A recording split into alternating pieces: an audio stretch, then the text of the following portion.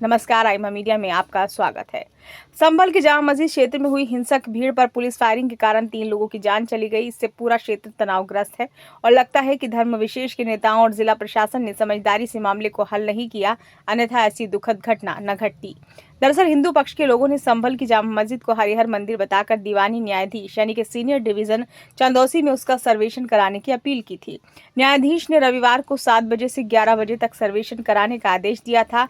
अदालत के आदेश अनुसार सर्वेक्षण शुरू तो हो गया, किंतु कुछ देर बाद ही मुस्लिम समाज के लोगों ने सर्वेक्षण का ये कहकर विरोध शुरू कर दिया कि एक बार सर्वेक्षण हो चुका था, इसके बावजूद दोबारा क्यों हो रहा है। उनकी ये भी आपत्ति थी कि यदि दोबारा सर्वेक्षण करना ही था तो रविवार को करने की क्या जरूरत थी। जिला अधिकारी और पुलिस अधीक्षक ने स्थानीय लोगों को समझाने की कोशिश की, अदालत के आदेश का उन्हें भी पालन करना चाहिए।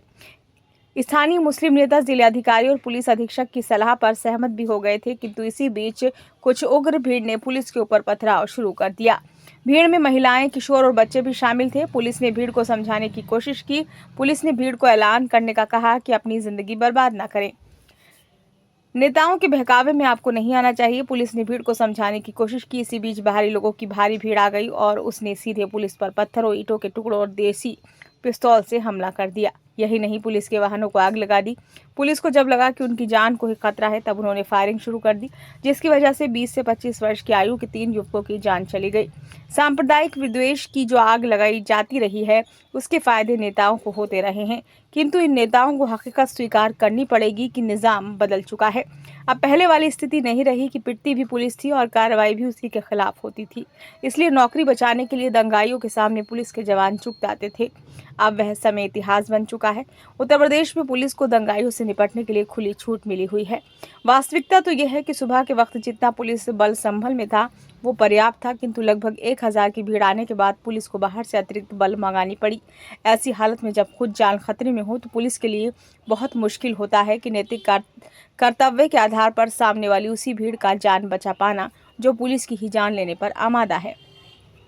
ये सच है कि दीवानी न्यायाधीश के आदेश का पालन कराना प्रशासन और पुलिस की जिम्मेदारी है, किंतु उनकी जिम्मेदारी ये भी थी कि वे स्थानीय लोगों को और सामुदायिक नेताओं को जब इस बात के लिए सहमत कर लेते कि रविवार के सर्वेक्षण का कोई विरोध नहीं होगा, तभी उन्हें आदेश के कार्यान्वयन के लिए आगे बढ़ना चाहिए था। लोकल इंटेलिजेंस यूनिट को ये भनक नहीं लगी कि बाहर से उपद्रवी भीड़ रविवार को आ सकती है। शुक्रवार को नमाज के दौरान ही जब कुछ लोगों ने जामा मस्जिद में मौजूद नमाजियों को सर्वेक्षण के विरोध में उकसाया था, तो उसी समय प्रशासन व पुलिस को चौकन्ना हो जाना चाहिए था। बहरहाल उत्तर प्रदेश पुलिस के सामने कई बार ऐसी चुनौतियां सामने आई हैं।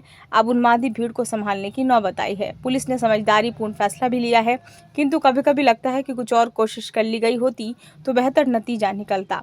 पुलिस इस बात को अच्छी तरह जानती है कि विशेष समुदाय के सभी नहीं, किंतु कुछ लोग राजनीतिक फायदे के एक वर्ग का ब्रेन वॉश करते हैं। जान की परवाह किए बिना उनके एक इशारे पर कुछ भी करने के लिए आमादा रहते हैं। ऐसे लोगों से निपटने के लिए विशेष तरीकों का इस्तेमाल किया जाता है। स्थानीय पुलिस यदि सही तरीके से मामले से निपटने का प्रयास करती तो कदाचित 3 भ्रमित युवकों की जान जाने की नौबत आती ही नहीं। प्रशासन अच्छी तरह जानता है कि जो नेता किसी पाटा से जुड़े हैं वे फटे में टांग अड़ाने की कोशिश करते हैं, और यदि वे उपद्रव कराने पर अड़े हों तो उन्हें सर्वेक्षण के पहले ही कुछ घंटों के लिए हिरासत में लिया जा सकता था। किंतु ये सब तरीके अब अपनाए जाते जब LIU, CID और स्थानीय पुलिस की खबरी पहले ही माहौल और उपद्रव की आशंका की जानकारी प्रशासन को दिए होते। ये वीडियो आपको कैसा लगा? अच्छा लगा हो तो लाइक करें, कमेंट बॉक्स में अपने सुझाव दें। चैनल को अभी तक सब्सक्राइब नहीं किया है तो कृपया इसे सब्सक्राइब जरूर करें।